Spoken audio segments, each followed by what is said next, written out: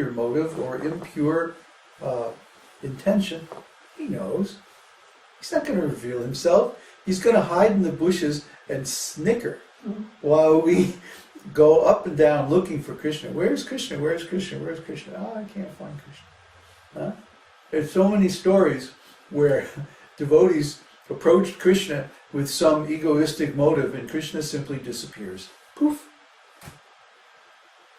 Krishna has no obligation to be visible to us unless he likes what we're doing.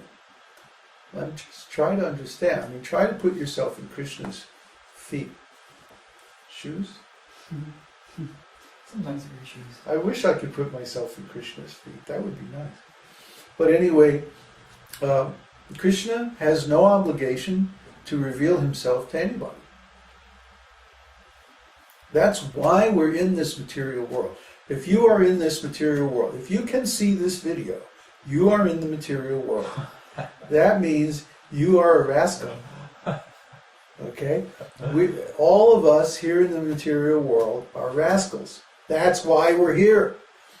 All of us in this material world have committed every possible sinful activity that can be performed. That's why we're here. Huh? So, try to understand, we're all the lowest of the low. And if we want to get out of this place, then we have to purify ourselves. Without intensive purification, there is no way to get out of this. We're going to have to take another body and another body and another body. So, we have to come to that point where Krishna is so attracted, then he goes, oh, I got to see what this devotee is up to. This is far out. Oh, I want to taste this devotee's service. I'm going to go there and see. So Prabhupada used to always say, don't try to see Krishna, but try to do something that will make Krishna want to see you. That's pure devotional service.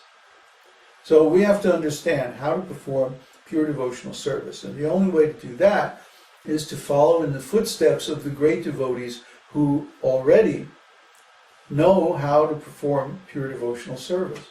That's why the pastimes of Krishna with his pure devotees are narrated in Śrīmad-Bhāgavatam, so that we can learn the art, so that we can follow in their footsteps. Not to imitate them, but to follow them, to serve them, to support their activities and the same similar types of activities performed by those who are already pure devotees. That's why we have a parampara, a disciplic succession. That's why Krishna says in Bhagavad-gītā that one should approach a self-realized soul, serve them and make inquiries from them. That he who has seen the truth can show you the truth. What time is it? 1:20. Okay, so I've already talked enough. Now everyone can submit their questions.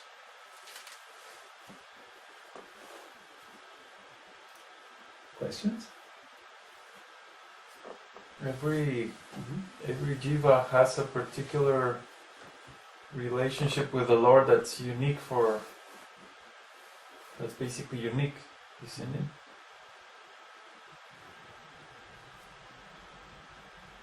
What's the question? That's the question. Yes. Okay. But they fall into particular categories. Which are general. The nectar of devotion gives the categories. That's why I said it's an ontological analysis of the categories and types of devotional service described in Śrīmad-Bhāgavatam. Śrīmad-Bhāgavatam is very extensive, gives all kinds of examples of devotional service.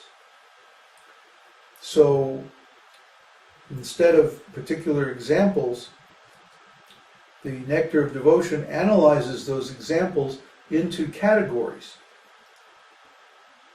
And then the examples are the instances of those categories. That's ontological thinking. Okay, so Śrīmad-Bhāgavatam gives the examples Bhakti Rasamrita Sindhu gives the categories of those examples so that we have a language in which to talk about them. The idea of there being 5 main rasas, for example, we talked about this so many times: neutrality, servitorship, friendship, parenthood, conjugal love. This comes from the nectar of devotion. This idea is given in the nectar of devotion. It's not in Śrīmad-Bhāgavatam, it's not in Bhagavad-gītā, it's not in any of the literatures written by Vyasadeva. It's only in the tradition coming from Lord Chaitanya Mahaprabhu, through Śrīla Rupa Goswami, and through Śrīla Sanatana Goswami, Raghunath Bhatta, Raghunath Das, like that. See, they are giving this analysis. That's why this tradition is so valuable. No other tradition even really recognizes all these different rasas. They don't follow this science of rasa. They're just sort of winging it. See? They don't have a map. How can you reach the goal without a map? Well, that's the importance of this Bhakti Rasamrita Sindhu. I think there's a question.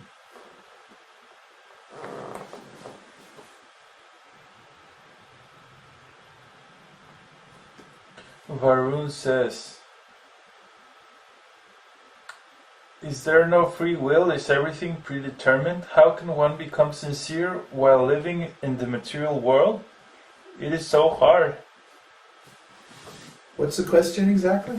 How can one become sincere while living in the material world? Wait a minute, no, he started out from, is there no free will? Where did you get that? Well, there's 3 questions in a row, and then There's too many questions. What is the question? Which one? Varun? Which question do you want me to answer? Which question has anything to do with the subject matter?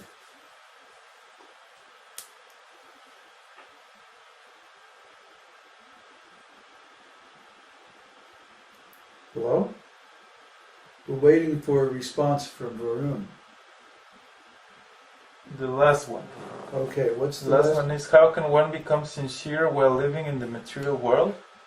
How can It you is so become hard. sincere? That's like asking, how can you taste your food? Huh?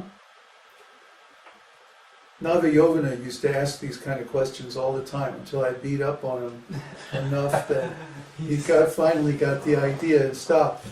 How to become sincere? How do you become sincere? I mean, how do you drink a glass of milk? How do you breathe? How do you hear? How do you think? How do you will? How do you become sincere? How do you become sincere? What kind of a question is that? Cheat? How do you not cheat? That's a good, turn it the other way, right? How do you not cheat Krishna? Well, you don't desire to. Stop desiring to cheat Krishna, and then you'll become sincere how to love Krishna.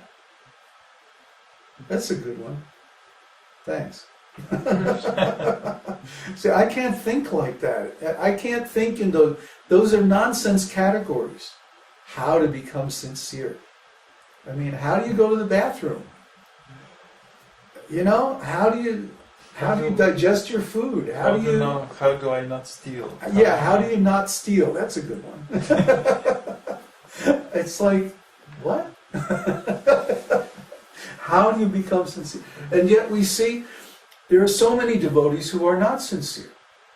There are so many devotees engaged in mixed devotional service because they have some desire for karma, jnana, and yoga. Well, I guess it's a better question than ignoring it whatsoever. Well, yeah, but I mean the question is actually contained, or the answer to the question is contained within the definition of pure devotional service. See? If we understand what is pure devotional service, that it contains no mixture of karma, jnana, or yoga, that means we have to give up those things. Huh? I mean, it's so simple. And the principles of devotional service support that. Giving up karma, our 4 regulative principles. Giving up jnana, that we don't accept impersonalism or other speculative philosophies. And yoga, we don't bother to try to cultivate mystic powers or anything like that. Why? Krishna already has all mystic powers, and he's right here in our hearts with us. If we're aware of Krishna's presence with us everywhere we go, then why do we need mystic powers? Exactly. He's already our greatest friend. He's been with us eternally.